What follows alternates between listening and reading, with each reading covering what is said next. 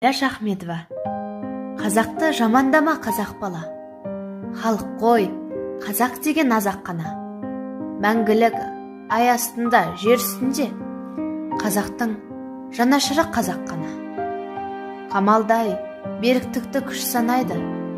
Қасынан опасыздар шықса қайғы. Қазақтың бар болмысы бөлек дара, тағдыр ешкімге де ұқсамайды.